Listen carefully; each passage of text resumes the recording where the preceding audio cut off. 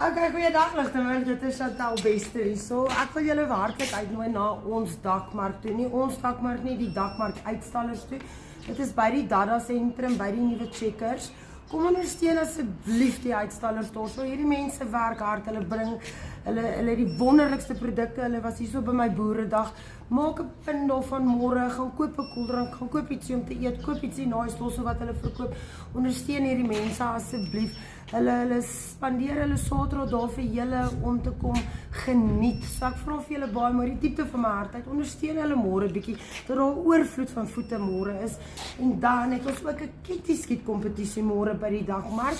Vlak vir ketties bied dit aan. Ons is lekker pryse om gewen te word. Ketties, ammunisie, tumblers, fantastiese mense wat dit aanbied. Bring jou kinders, bring almal.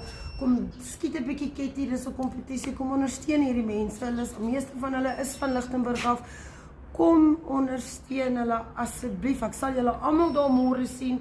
Geniet julle Vrydagmiddag en onthou dakmark en vlak vir ketty skiet môre. Dankie julle.